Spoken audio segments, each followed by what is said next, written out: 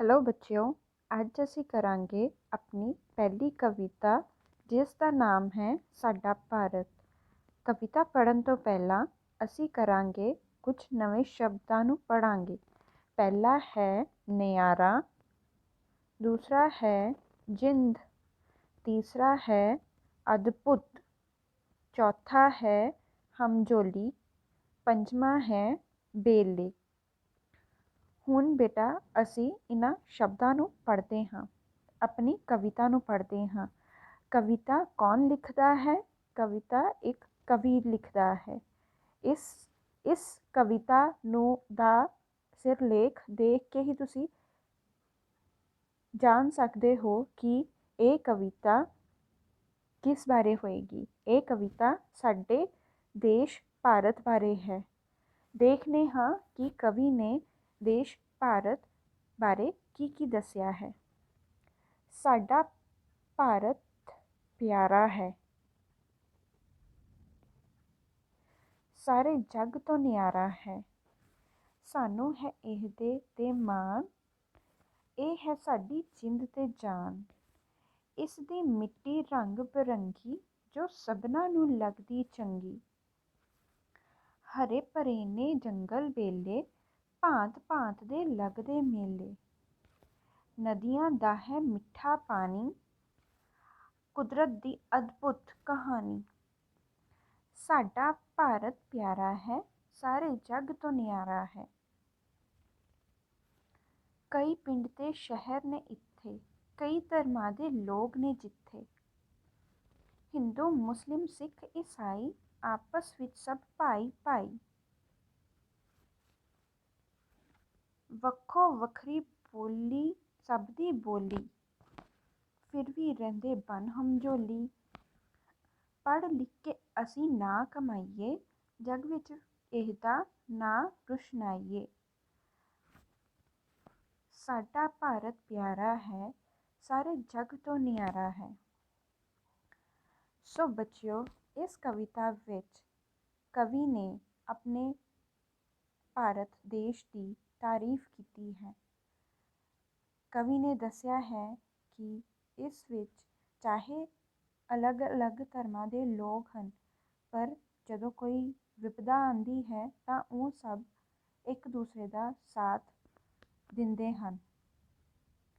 ਹੁਣ ਅਸੀਂ ਇਸ ਦੀ ਵਿਆਖਿਆ ਕਰਦੇ ਹਾਂ। ਸਾਡਾ ਭਾਰਤ ਪਿਆਰਾ ਹੈ, ਸਾਰੇ ਜੱਗ ਤੋਂ ਨਿਆਰਾ ਹੈ। ਸੋ ਬੇਟਾ, ਕਵੀ ਇੱਥੇ ਕਹਿ ਰਿਹਾ ਹੈ ਕਿ ਉਸ ਦਾ ਭਾਰਤ, ਸਾਡੇ ਸਾਰਿਆਂ ਦਾ ਭਾਰਤ ਦੇਸ਼ ਜੋ ਹੈ ਉਹ ਬਹੁਤ ਪਿਆਰਾ ਹੈ। ਸਾਰੇ ਜੱਗ ਬੋਲਿਆ ਹੈ, ਸਾਰੀ ਦੁਨੀਆ ਉਸ ਤੋਂ ਨਿਆਰਾ ਹੈ। ਨਿਆਰਾ ਮਤਲਬ ਬਹੁਤ ਹੀ ਚੰਗਾ, ਬਹੁਤ ਹੀ ਅਨੋਖਾ, ਬਹੁਤ ਹੀ ਵੱਖਰਾ। ਠੀਕ ਹੈ।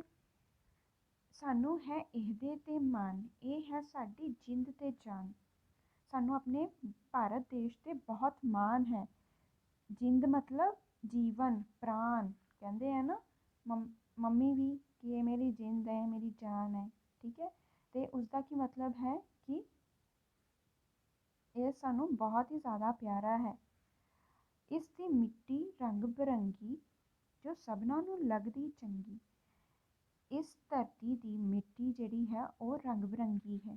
ਰੰਗ ਬਿਰੰਗੀ ਮਤਲਬ ਕਈ ਰੰਗਾਂ ਦੀ ਹੈ, ਲਾਲ, ਨੀਲਾ, ਹਰਾ, ਪੀਲਾ। ਠੀਕ ਹੈ।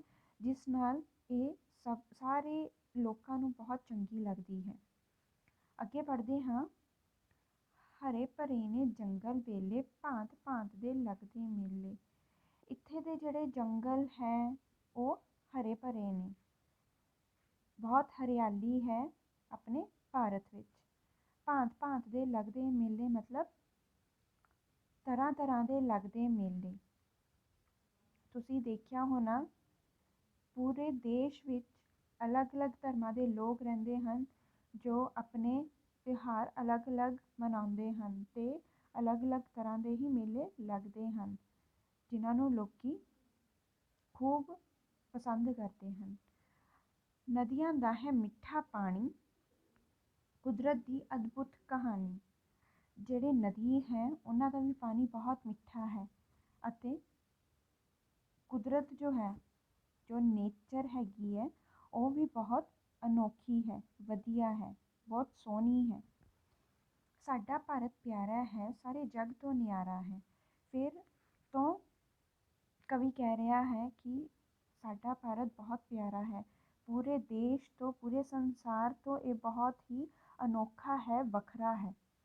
ਕਈ ਪਿੰਡਾਂ ਦੇ ਤੇ ਸ਼ਹਿਰ ਨੇ ਇੱਥੇ, ਕਈ ਧਰਮਾਂ ਦੇ ਲੋਕ ਨੇ ਜਿੱਥੇ।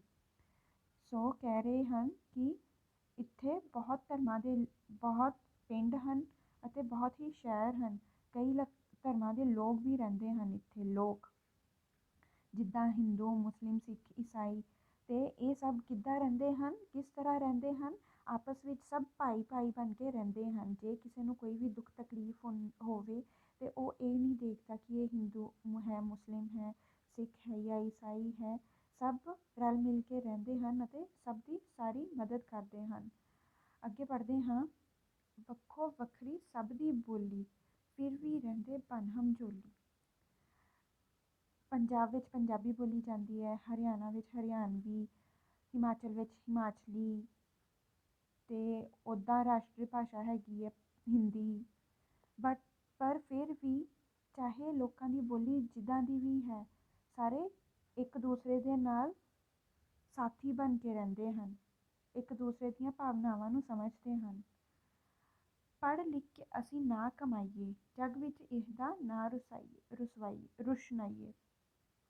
ਫਿਰ ਕਹਿ ਰਹੇ ਹਨ ਕਿ ਅਸੀਂ ਪੜ੍ਹ ਲਿਖ ਕੇ ਇਹ ਨਹੀਂ ਹੈ ਕਿ ਸਿਰਫ ਭਾਰਤ ਵਿੱਚ ਹੀ ਆਪਣਾ ਕੰਮ ਚਲਾ ਰਹੇ ਹਾਂ। ਬਹੁਤ ਸਾਰੇ ਲੋਕ ਹਨ ਜੋ ਭਾਰਤ ਤੋਂ ਪੜ੍ਹ ਕੇ ਬਾਹਰ ਫੋਰਨ ਵਿੱਚ ਆਪਣਾ ਕੈਰੀਅਰ ਸੈਟਲ ਕੀਤਾ ਹੋਇਆ ਹੈ ਜਿਨ੍ਹਾਂ ਨੇ, ਅਤੇ ਉਹ ਬਹੁਤ ਉਪਲਬਧੀਆਂ ਪਾ ਰਹੇ ਹਨ।